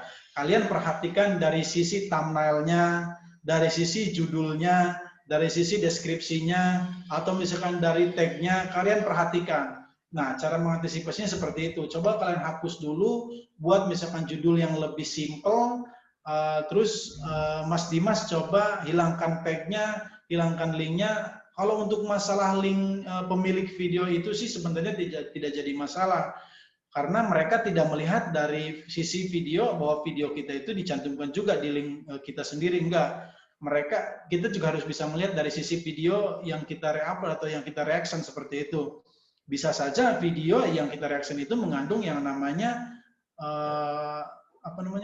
si pemilik itu melisensikan videonya ke YouTube bahwa video mereka itu tidak diperbolehkan digunakan oleh orang lain gitu. Itu sih dari salah satu penyebabnya, karena saya juga pernah ngalamin dari dolar kuning itu susah banget diperbaikinya. Ternyata saya baca-baca belajar dari senior, ternyata seperti itu. Pertama intinya kita perbaiki dulu coba dari sisi thumbnailnya. Kan, tapi di dalam catatan ya Mas Dimas, sebelum Mas Dimas mengedit video itu usahakan matikan dulu dolarnya, atau menu dolarnya itu monetisasinya dimatikan dulu. Kemudian nanti baru diedit seperti itu. Jika sudah diedit, silahkan ajukan ulang. Nah, kalau misalkan dari pengeditan itu juga masih ada saja, coba lari ke judul video. Nah, kalau misalkan dari judul video sudah diganti, coba lari ke deskripsi. Nah, kalau misalkan dari deskripsi juga masih dolar kuning, coba diperhatikan di bagian tag-nya. Biasanya ada tuh di bagian tag video. Tapi kalau misalkan masih dolar kuning, harus patut dipertanyakan apakah video itu mengandung license atau tidak. Dan cara untuk mengetahuinya mungkin kita bisa saja menghubungi pemilik video itu. Itu sih yang mungkin bisa menjawab pertanyaan dari Mas Dimas gitu. Seperti itu sih Mas, triknya dari saya sih. Dan beberapa sih yang sudah saya lakuin juga, alhamdulillah ada juga yang kuning juga masih ada, karena mungkin kita bisa melihat dari sisi video itu sendiri gitu. Oke, berarti hanya masalah di thumbnail-nya, kemudian judulnya, atau di deskripsinya gitu ya, Mas ya? Bisa saja, bisa dari sisi situ, bisa juga dari sisi videonya. Konten videonya juga. Oh gitu. Takutnya di situ juga ada dari sisi videonya, siapa tahu kan pemiliknya juga tidak tidak memfreekan kepada orang lain gitu bahwa video itu free gitu, bisa direaction juga gitu. Oke. Oke Mas, selanjutnya dari Jonathan Gunawan. Selamat pagi Pak, saya punya channel YouTube iklan, kok suka diblokir dari YouTube-nya? Nah mungkin ini terkait dengan copyright ya Mas ya? Mungkin bisa dijelaskan lagi gitu Mas. Oke, Mas Jonathan izin jawab nih. Di sini maksudnya saya belum ketangkep nih. Punya channel YouTube iklan kok suka diblokir dari YouTube. Maksudnya yang diblokir itu videonya atau dari sisi iklan ya Mas ya? Kalau misalkan dari videonya ya mungkin tadi apakah Mas Jonathan ini videonya itu terkena copyright atau pedoman dari YouTube itu sendiri. Kalau misalkan dari sisi iklannya kenapa diblokir, mungkin ini juga kasus baru nih, saya belum pernah menemukan kasus seperti ini, karena mungkin itu dari sisi videonya sih Mas. Dari sisi videonya biasanya sih kalau yang diblokir itu dolarnya itu nggak kuning Mas, hitam seperti itu. Kalau misalkan dolar hitam itu coba cek di sisi videonya apakah kena copyright atau tidak. Nah kalau misalkan kena copyright, coba kita perbaiki terlebih dahulu agar video itu tidak kena yang namanya copyright seperti itu. Kalau misalkan masih tetap hitam ya gitu, kita balik lagi ke analisis video kita, apakah dalam penyampaian video kita atau dalam visual video kita itu ada yang namanya misalkan ada di bagian menit keberapa, karena YouTube itu kan melebihi pinter dari kita, pinter banget kalau masalah yang namanya seperti itu YouTube tuh. Mereka juga bisa melihat dari sisi visualnya, dari soundnya juga, dari suara kita juga, dalam sisi penyampaian, apakah dalam sisi penyampaian kita juga melanggar atau tidak. Cuman saya nggak tahu nih, yang ditanyain Mas Dimas ini yang dimaksud, yang diblokir itu dari sisi videonya atau dari sisi iklannya. Kalau misalkan dari sisi iklannya tidak bisa dimonetize, biasanya sih kalau yang tidak bisa dimonetize itu dolarnya hitam seperti itu. Itu harus kita cek terlebih dahulu gitu. Biasanya kalau nggak salah, kalau misalkan dolarnya hitam itu ada yang mengklaim gitu. Ada yang mengklaim dari sisi videonya, baik itu hak cipta ataupun dari sisi pelanggaran lain. Seperti itu sih Mas Jonathan, mungkin lebih diperluas lagi di pertanyaannya, mungkin Mas bisa saya sampaikan nanti gitu. Mungkin itu bisa menjawab pertanyaan dari Mas Dimas gitu. Dari Mas Jonathan tadi katanya sih ini Mas, videonya dihapus dari YouTube gitu. Nah, kalau misalkan videonya dihapus dari YouTube, coba ada notifikasi ke email Mas Jonathan nggak? Nah, kalau misalkan ada notifikasi ke Mas Jonathan, coba cek di akun studio Mas Jonathan, di situ ada yang namanya pelanggaran nggak? Kalau misalkan nggak ada yang namanya pelanggaran, coba deh Mas Jonathan hapus dulu videonya, kita coba edit sedikit dan kita re-upload lagi. Karena itu tadi Mas Jonathan, kalau misalkan tidak ada pelanggaran sama sekali, YouTube-nya tidak ada, misalkan tidak ada pelanggaran, tetapi diblok oleh YouTube. Nah itu patut dipertanyakan dari konten kita sendiri gitu, atau mungkin dari sisi tadi dari sisi penyampaian visualnya juga itu sangat berpengaruh gitu Mas Jonathan ya. Dan kalau misalkan emang itu mutlak ada penghapusan dari YouTube, berarti di situ ada sisi yang memang diklaim oleh YouTube tidak boleh di upload ke YouTube itu gitu. Jadi harus dipilah-pilah dulu gitu. Kalau memang ada pelanggaran, berarti itu video yang Mas Jonathan upload itu termasuk ke pedoman komunitas. Biasanya kalau pedoman komunitas itu dihapus langsung dari YouTube gitu. Karena saya juga dulu sih pernah alami hal yang seperti ini. Tiba-tiba padahal saya upload video-video murni gitu, video saya. Tapi ketika saya upload, kena diblokir gitu. Videonya diblokir. Itu biasanya kalau teman-teman, kalau nggak dari sisi suara, dari sisi visual, atau alat yang kita gunakan itu. Karena saya dulu pernah menggunakan yang namanya OBS. secara live, ternyata secara live pun diblok oleh pihak YouTube. Dan saya juga belum mengetahui itu. Mungkin dari sisi visual atau suaranya, mungkin itu yang bisa menjadi sorotan oleh YouTube itu sendiri gitu. Itu sih Mas Jonathan gitu. Jadi intinya sebelum kita membuat sebuah YouTube, coba kita membuat sebuah video, kita lihat terlebih dahulu tuh video kita apakah sudah tidak melanggar peraturan YouTube atau tidak. Seperti itu sih Mas Jonathan, mudah-mudahan bisa menjawab ya gitu. Terima kasih, seperti itu saja sih. Mudah-mudahan bisa menjawab ya. Saya itu penasaran loh Mas, kok bisa gitu live di blog gitu? Nah itu sebenarnya baru dengar saya.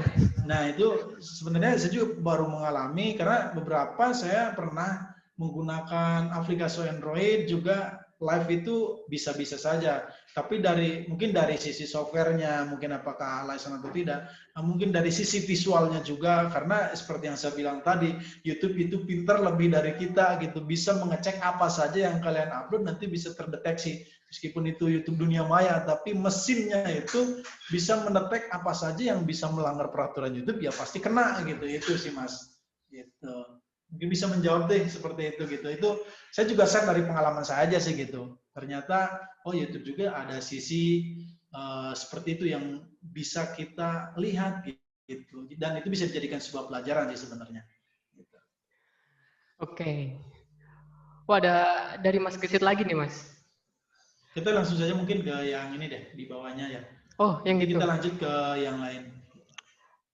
Siap-siap.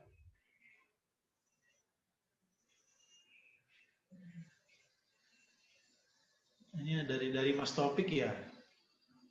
Dan silakan buat teman-teman yang mau bertanya bisa langsung unmute aja atau bisa tulis di kolom chat ya. kita ngobrol bareng aja sih di sini, santai aja ya. Selanjutnya nih ada dari Mas Taufik ya. Itu maksudnya itu coffee break Pak. Coffee break gimana ya maksudnya? Oh mungkin menjawab dari Mas Jonathan. Iya memang sih Mas Taufik bisa jadi sih seperti itu.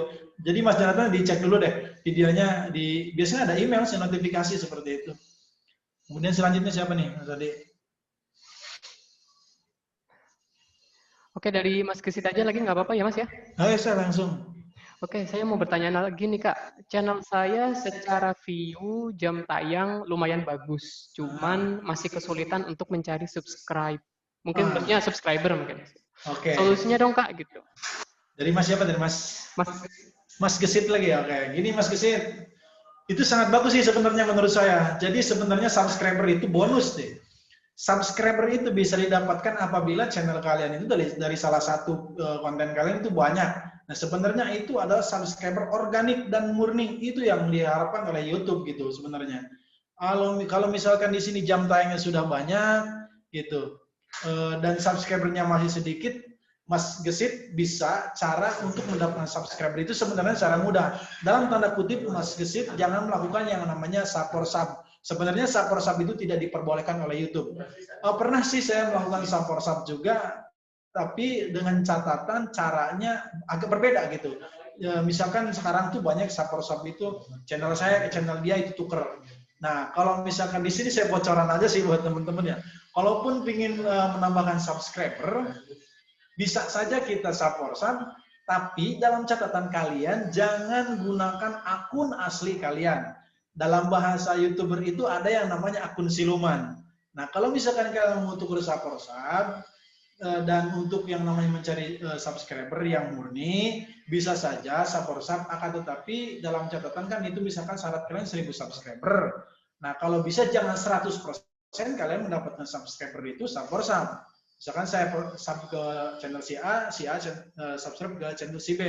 Nggak seperti itu. Jadi teman-teman gunakan cara-cara yang murni. Misalkan di sini saya ajarkan saja, ini bocoran sih buat teman-teman nih. Bisa teman-teman banyak komen di channel-channel orang lain. Tentunya misalkan dari channel Mas Timon juga tuh banyak. Setiap Mas Timon upload di komunitasnya, coba kalian usahakan di situ yang namanya komentar. Nah, komentar bagus kalian nanti biasanya dia akan diberikan pin. Dan mau nggak mau biasanya ada saja yang nyangkol seperti itu. Atau bisa caranya teman-teman itu share kepada teman-teman dekat, keluarga, ayo dong bantu subscribe dengan catatan mereka suruh nonton ya minimal 1 menit atau misalkan 50 detik karena agar YouTube itu melihat ternyata subscriber kalian itu bukan robot gitu yang melihat tapi benar-benar manusia dan itu benar akun Gmail yang memang asli gitu dari pemilik akun yang sub ke kalian dan adapun kalian mau tuker subscribe ke orang lain ya itu triknya gitu. Mungkin ini bisa disampaikan lagi kepada teman-teman yaitu dengan cara kalian punya akun siluman buat subscribe ke channel orang lain dan orang lain subscribe ke channel kalian itu terserah gitu. Yang penting kalian subscribe ke channel si A itu jangan menggunakan akun asli seperti itu. Karena seperti tadi YouTube itu pintar balik lagi seperti itu. YouTube akan melihat ternyata yang sub ke channel kita itu bukan manusia, bukan email asli tapi robot seperti itu. Itu sih mudah-mudahan bisa menjawab ya. Mas Gesit gitu. Banyak kok caranya gitu. Mungkin bisa join juga di grup-grup Facebook dan itu caranya sama tadi. Jangan gunakan akun asli kalian, tapi gunakan akun yang lain seperti itu. Mudah-mudahan bisa menjawab ya Mas Gesit. Menjawab sekali pastinya Mas. Oke Mas, apa namanya ya? Buat teman-teman nih ya, dan juga apa namanya sahabat-sahabat dari akademi kita semuanya, mungkin ada yang baru bergabung, baru yang join, terus apa namanya bingung ya mau tanya, bingung apa ya yang saya mau tanyakan, saya baru telat gabung gitu kan. Sedangkan mungkin materi sudah banyak disampaikan. Nah jangan khawatir, Mas Arief ini sabar kok. Jadi buat teman-teman yang mau bertanya, meskipun tadi mungkin sudah dijelaskan, nggak apa-apa, silakan tanyakan aja. Mumpung ada sumbernya ini, jadi udah tanyakan aja. Oke. Kita ngobrol bareng aja di sini teman-teman ya. Oke, satu lagi mungkin yang perlu saya sampaikan nih. Ini juga sangat penting sih buat teman-teman. Kalian semuanya pasti punya channel YouTube dong. Dan dalam pembuatan channel YouTube itu pasti menggunakan akun Gmail. Nah, akun Gmail ini sebenarnya jangan pernah kalian sangkut pautkan dengan kegiatan kalian sehari-hari. Karena sekarang rawan yang namanya hacker seperti itu. Mungkin kalian pernah dengar seperti Aura Gaming yang itu juga subscribernya udah lumayan banyak jutaan, tapi mereka masih kena hacker juga. Kalau nggak salah 8 atau di atas 10 juta tuh Aura Gaming ternyata bisa kena hacker juga. Akibatnya kenapa? Karena mereka ada email masuk dan mereka klik link itu ternyata itulah sebuah phishing atau jebakan oleh hacker tersebut. Jadi kalau bisa, nih saran buat kalian, akun Gmail yang digunakan oleh channel YouTube kalian yang asli, jangan dipergunakan untuk kebutuhan sehari-hari, misalkan buat daftar BPJS lah, buat daftar lowongan kerja dan lain sebagainya. Coba kalian buat akun Gmail yang lain yang tidak dicampur adukan dengan akun channel YouTube kalian gitu, karena itu sangat-sangat rahasia dan gunakanlah akun Gmail kalian itu seketat mungkin. Misal, buatlah security atau passwordnya yang rumit, misalkan kalian masukkan dolar, persen, strip, tanda tanya, intinya ya absolut lah, yang out aja lah passwordnya, yang penting kalian catat, dan itu juga akan mempersulit. Atau gunakan 2 faktor, masukkan nomor kalian di akun Gmail, masukkan tautan email yang bisa kalian nanti kaitkan dengan akun asli kalian, intinya seperti itu. Jadi harapan saya sih semuanya yang ada di sini nih, saya share ini aja ya, saya mudah-mudahan bisa membantu nih teman-teman. Kalau bisa jangan dicampur antara akun resmi kalian dengan akun yang biasa kalian pakai sehari-hari. Bahkan dipakai buat bekerja, bahkan dipakai buat mencari lowongan kerja gitu. Sebetulnya jangan dipakai seperti itu. Itu sangat berbahaya karena kita tidak tahu phishing dari hacker-hacker itu seperti apa gitu, teman-teman ya. Mudah-mudahan sih itu bisa membantu dan itu juga salah satu yang harus diperhatikan demi keamanan akun, karena kalau misalkan seperti Aura Gaming dan yang baru-baru ini yaitu mungkin yang kalian tahu channel yang namanya Pikinaki ya. Pikinaki itu yang terbaru, dia udah sampai 1 juta subscriber ternyata kena hack juga. Nah, itu salah satunya dari phishing channel phishing dari seperti link-link yang diklik oleh si YouTuber itu sendiri gitu. Itu saja, mudah-mudahan bisa menjadi ilmu buat teman-teman semua ya gitu. Ada lagi nggak nih Mas Ani nih pertanyaannya? Ada Mas. Dari Mas Jonathan lagi nih. Tapi sebentar Mas, sebelum ke Mas Jonathan, saya penasaran nih Mas, terkait phishing ini. Masnya pernah ngalamin itu nggak Mas? Nah, kalau masalah seperti itu ya amit-amit saya nggak mau nih teman-teman ya, dan siapapun di sini Semoga ya, yang semoga. jadi YouTuber ya amit-amit nggak mau. Dan itu salah satunya sih Amin. tips saja langkah awal ya sedia payung sebelum hujan intinya gitu. Jadi teman-teman harus mempersiapkan dari awal. Kalau misalkan channel YouTube kalian cuma passwordnya akun Gmail misalkan konten@gmail.com, ternyata passwordnya cuma 123 admin gitu. Misalkan cuma password atau misalkan passwordnya cuma $1, $2, $3, ya itu sangat-sangat mudah diretas oleh para hacker. Meskipun di sini juga dari awal kita harus seketat mungkin gitu menjaga channel kita, karena kalau udah berurusan seperti itu ya kita juga harus lumayan susah juga gitu. Dan kalau misalkan ditanya saya pernah mengalami atau tidak, intinya teman-teman kalau misalkan ada email yang tidak diketahui, link apa saja buka boleh. Tapi kalian jangan pernah mengklik link yang masuk dalam channel kalian. Dan jangan dicampur adukan email kalian dengan email sehari-hari seperti itu. Karena email akun Gmail kalian nanti, akun YouTube kalian itu akan dikaitkan dengan AdSense. Kalau misalkan akun YouTube sudah dijebol, otomatis AdSense kalian juga akan hilang seperti itu. Berarti kita harus mengurusnya ke Google lagi, ke YouTube lagi, itu lumayan repot juga seperti itu sih. Mungkin menjadi wawasan saja buat teman-teman semua sih. Gitu. Berarti kalau udah sampai kena hack itu beneran ribet ngurusnya ya Mas ya? Lumayan ribet juga sih, lumayan ribet juga. Mungkin kita juga perlu keluar budget juga sih untuk mengurus yang seperti itu, karena lumayan lah gitu urusannya gitu. Itu aja sih Mas. Oke, sekarang langsung ke pertanyaannya Mas Jonathan Gunawan lagi. Boleh nanya? Boleh banget. Yang saya alami YouTube-nya habis diblokir, mau diupload ulang di YouTube, mungkin gagal kirim di YouTube-nya. YouTube-nya nggak terima upload video kita. Nah itu gimana tuh Mas? Nah, kalau misalkan kasus seperti ini, mungkin dari sisi videonya sih Mas. Dari sisi videonya, kalau misalkan, karena gini, YouTube itu kan merekam apa yang sudah kita lakukan. Misalkan kita sudah mengupload videonya, meskipun kita sudah menghapusnya, tapi YouTube itu kan punya rekaman sendiri.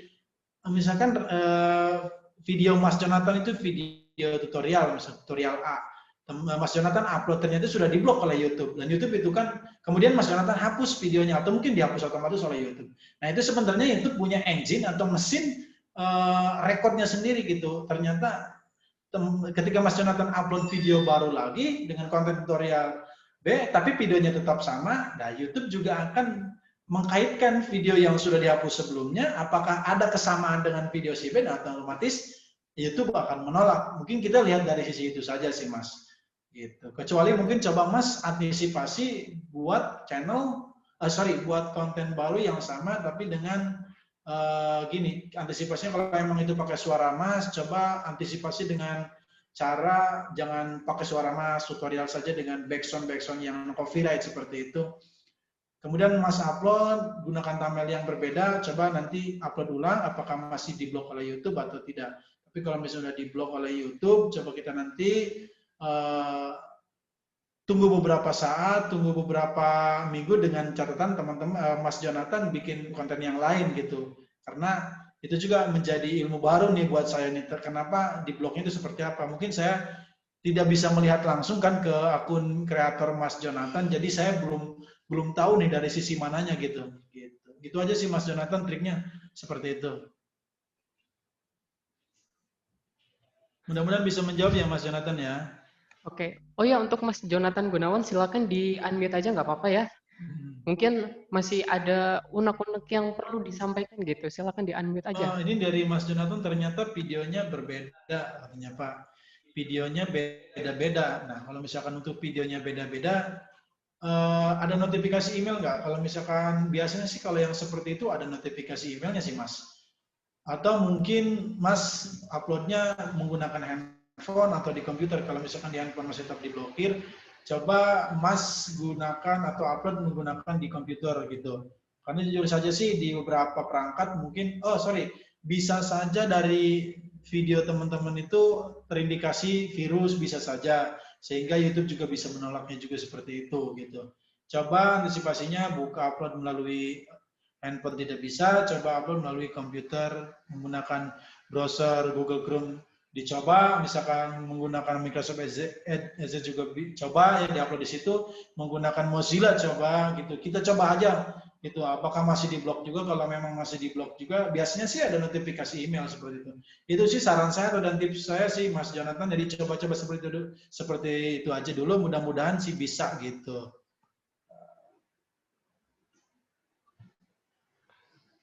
Oke. Mungkin itu saja sih yang bisa disampaikan ya. Mudah-mudahan bisa bermanfaat nih buat teman-teman. Dan bocoran juga sih sekalian saya di webinar ini ya. Sebenarnya untuk mengejar jam tayang itu banyak caranya teman-teman ya.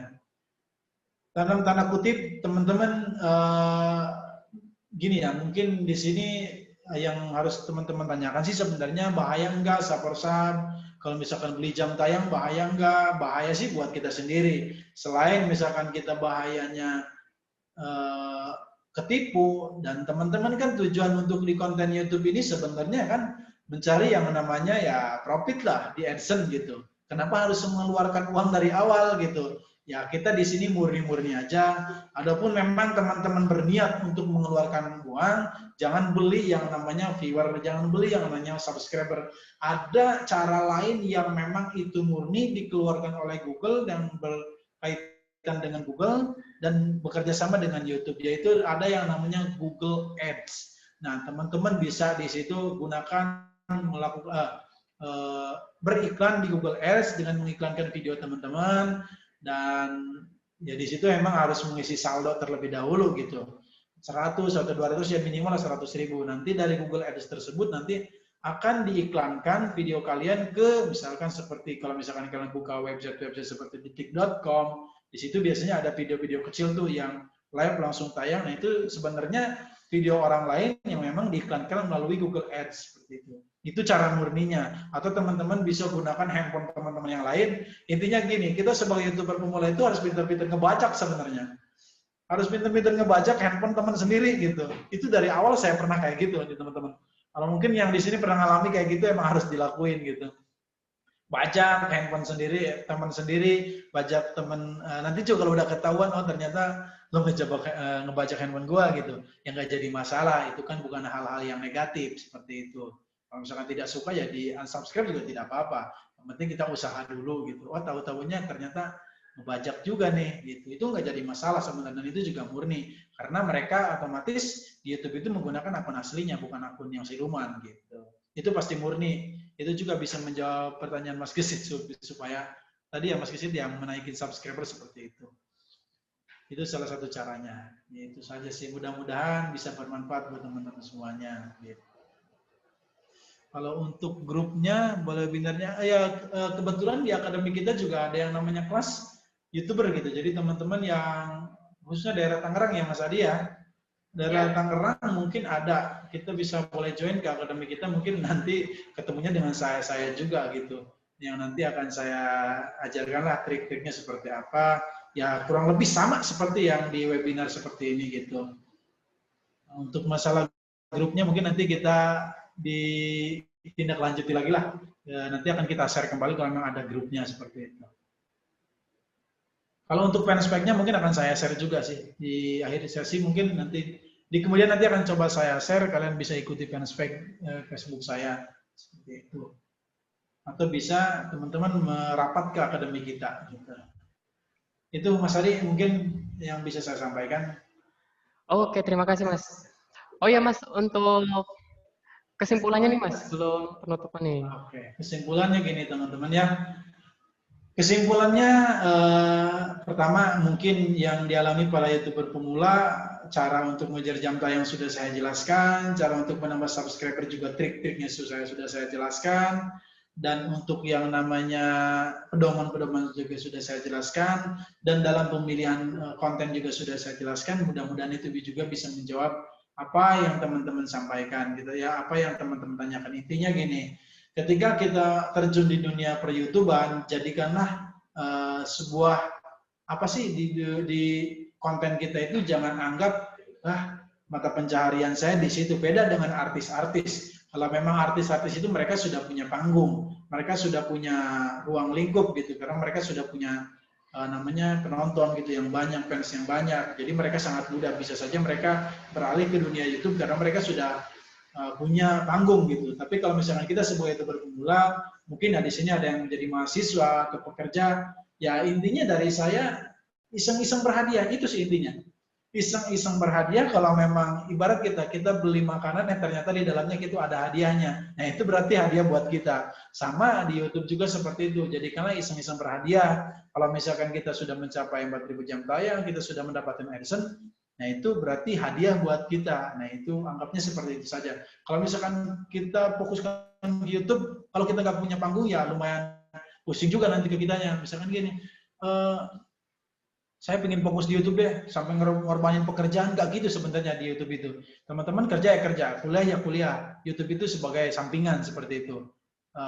Jadiin freelance saja atau iseng-iseng berhadiah, saya intinya seperti itu. Dengan catatan teman-teman juga harus mengikuti strategi-strategi yang saya sampaikan tadi dengan mematuhi peraturan YouTube dan lain sebagainya gitu. Itu saja sih intinya. Jadi teman-teman fokuskan, kalau emang kerja tetap bekerja. Tapi untuk masalah konten YouTube, jadikanlah itu sekedar sampingan saja. Kalau misalnya udah meledak, subscriber-nya udah ratusan ribu atau puluhan ribu, jam tayangnya udah banyak, viewer-nya udah banyak, ya kalian bolehlah bisa resign dari pekerjaan, tapi ya kalian memang harus konsisten di YouTube. Kalau memang tujuan kalian untuk konsisten di YouTube. Tapi untuk sementara ya memang dari awal dari pemula, mungkin ya kita anggap saja lah YouTube itu sebagai mata pencarian sampingan seperti itu.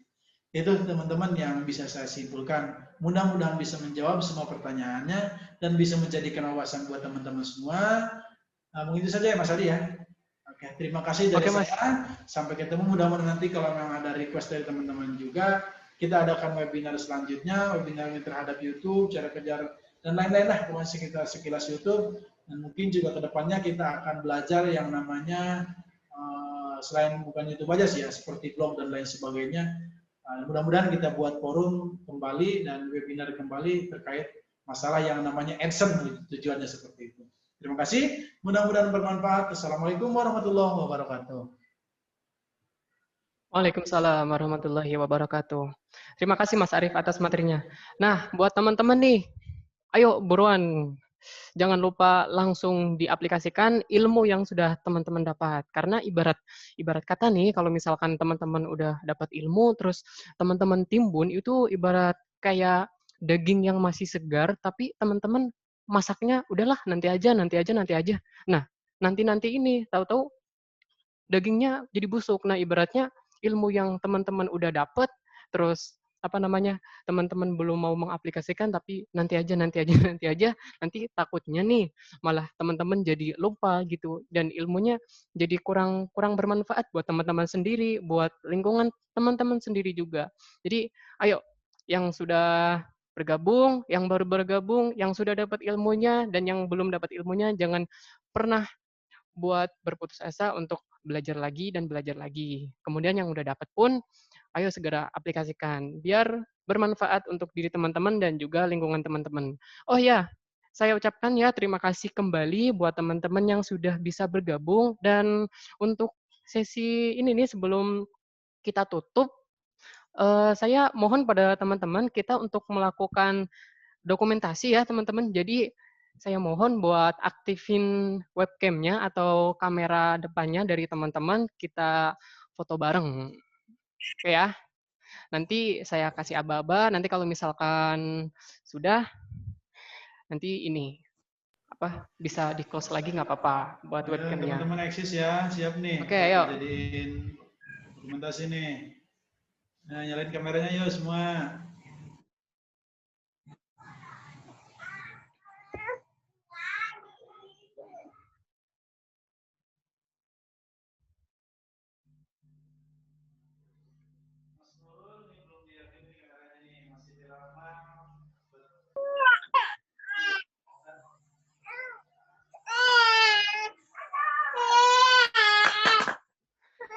Oke, ayo yang belum buka, mari bisa kita buka webcam-nya, kameranya, biar kita bisa foto bareng.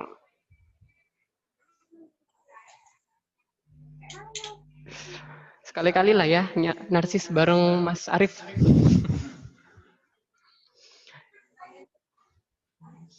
Oh ya, untuk nanti fanspage-nya akan diinfokan sama admin ya di grup WhatsApp.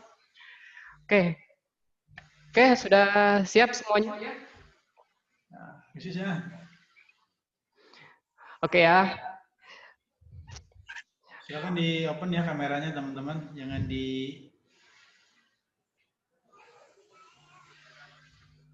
ditutup nih kameranya. Ayo, kita tunggu nih. Masih ada beberapa nih yang belum di. Oh, yang belum masih ini, masih dandan dulu ya, biar mempercantik dan apa nih, mempertampan, memperganteng lagi nih.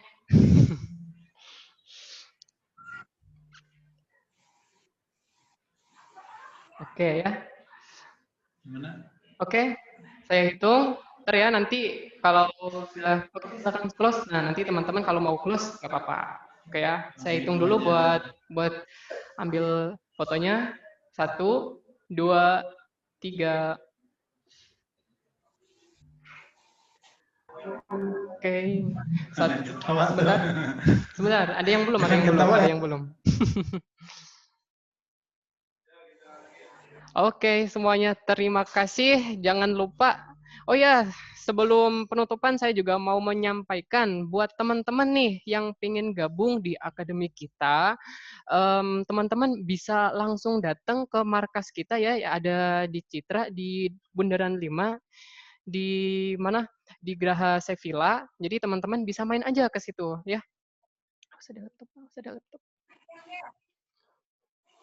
Nah, terus buat apa namanya? Buat teman-teman yang pengen kursus, ada apa aja sih di akademi kita? Nih, yang pertama ya, ada Microsoft Office.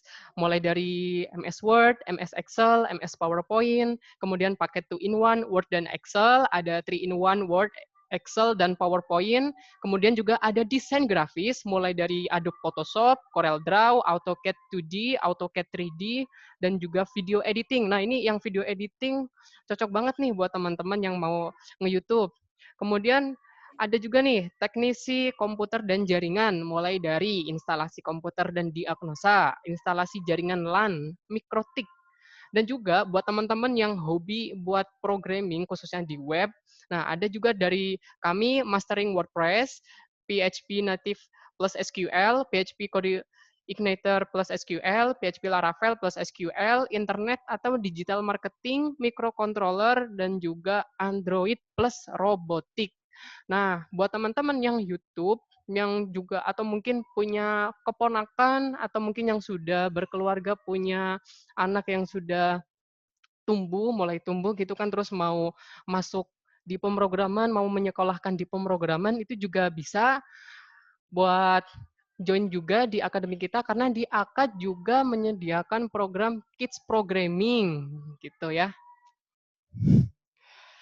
Dan juga, oh iya, saya lupa, YouTube belum saya sebutkan. Ini padahal materi webinar kita ya. Di YouTube kita juga bukan di YouTube aja, tapi maksudnya materi kursus YouTube pun ada. Jadi buat teman-teman yang pengen benar-benar belajar, kemudian mau mengetahui lebih lanjut lagi, kalau mau join bareng kami, silahkan. Saya sarankan silahkan buat teman-teman bisa menghubungi admin nanti lewat di grup ya, lewat grup WhatsApp yang sudah teman-teman gabung pas teman-teman daftar. Oke ya, terima kasih semuanya atas kehadiran dan kesempatan buat hadir dan join di webinar kita. Terima kasih saya ucapkan buat semuanya. Saya tutup dan saya cukupkan.